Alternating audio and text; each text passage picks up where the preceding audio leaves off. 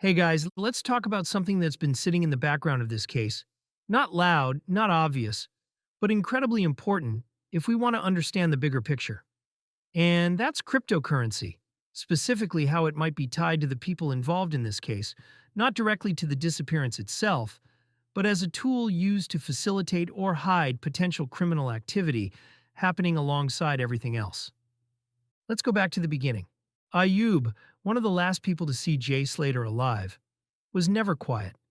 From the start, he was online, going live on TikTok, controlling the conversation, and even running a Telegram group. And among all of that, Ayub promoted a name, DexDeniro, a crypto-related handle.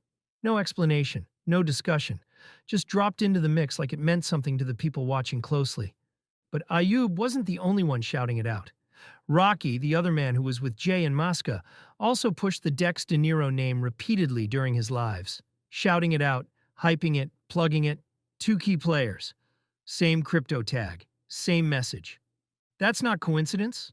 That's coordination.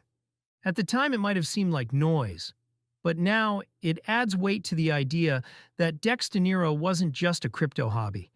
It was a known entity between Ayub and Rocky, something they were both potentially involved in or benefiting from. And here's why that matters. In recent years, cryptocurrency has become the backbone of modern black market drug trade, especially online. It's used not just to pay for drugs, but also to clean the profits afterwards, turning dirty money into spendable funds, far from the eyes of banks and regulators. Let's break it down. On the dark web, entire marketplaces are dedicated to the sale of illegal drugs, everything from personal quantities of cannabis and MDMA to wholesale bricks of cocaine, pills, powders, and synthetic chemicals. These markets operate on the Tor network, which scrambles your location and identity. Anyone can access it using a Tor browser. No advanced hacking needed. You just go to a link, browse listings, compare prices, read reviews, and you pay using crypto, not PayPal, not credit cards. Always cryptocurrency, most often Bitcoin, Monero, or Ethereum. These payments are fast, anonymous, and decentralized. The buyer and seller never meet. The order gets vacuum sealed, disguised, and posted via the standard postal system, the same delivery networks used for your birthday cards or eBay orders. Here's where it gets even more serious. When individuals make large amounts of cash through the offline sale of drugs, whether that's street dealing, club distribution, or local-level trafficking, that money can't just be dropped into a bank account without drawing attention. It needs to be cleaned before it can be used. This is where cryptocurrency comes in. Criminals looking to launder large volumes of cash often convert that money into crypto as a way to obscure its origin. They'll use third-party cash for crypto services, sometimes informal networks or dodgy exchanges, where physical cash is traded for digital currency like Bitcoin or USDT, off the books. Once in crypto form, that money can be pushed through mixers and tumblers, services that scramble the transactions and obscure where it came from. Then it's often routed through decentralized exchanges, DEXs, like Uniswap, converting it into various altcoins, bouncing it across wallets, and ultimately turning it into stablecoins that hold value without volatility. To justify income, some may create fake tokens or NFTs, selling them to themselves at inflated values to simulate legit revenue. Finally, the crypto can be cashed out through prepaid cards, overseas exchanges, shell companies, or even luxury goods and services. By the end of this process, untraceable drug cash has been transformed into clean, usable wealth, ready to spend, reinvest, or hide in plain sight. So when you hear the name DexDeniro, with Dex right there in the title, it's not just a catchy brand. It's practically a description of a laundering method. A Dex plus Deniro equals a decentralized, anonymous exchange operation, possibly run by someone with that name, who, remember, later appeared to provide a strategic alibi in a case full of contradictions. Crypto is more than a tool in these environments. It's the engine that drives the trade, hides the movement, and cleans the money. And people like Ayub and Rocky weren't just saying the name for fun. They were promoting it, repeating it, shouting it, And if DexDeniro was part of that laundering loop, then it's not just a wallet, it's evidence waiting to be followed. Fast forward a bit, and suddenly there's a new figure in the mix, a man named Deniro, also going by Niro. His name wasn't known in the beginning, but he was introduced after a court document surfaced. Not from a court appearance, this was paperwork.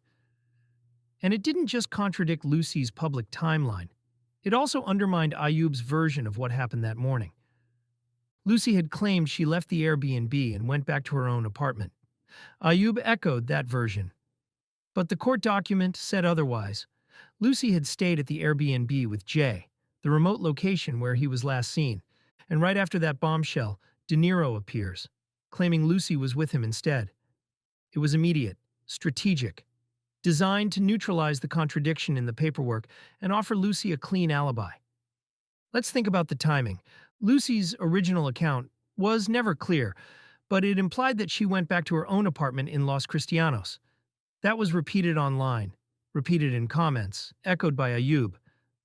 But then that court document surfaces.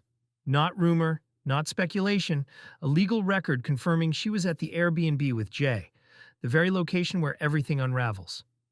And within days, Deniro is suddenly introduced into the public space, saying Lucy wasn't there, that she was with him instead.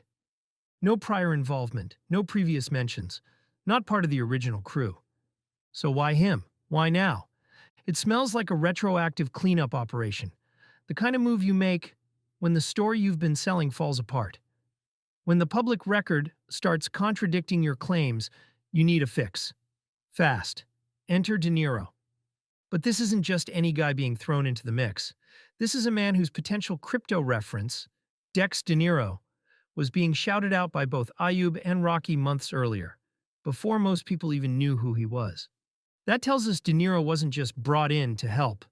He was already connected, already trusted, already inside the ecosystem, whether that's in comms, coordination, crypto, or all of the above. So what does that suggest? It suggests Deniro wasn't a last-minute call.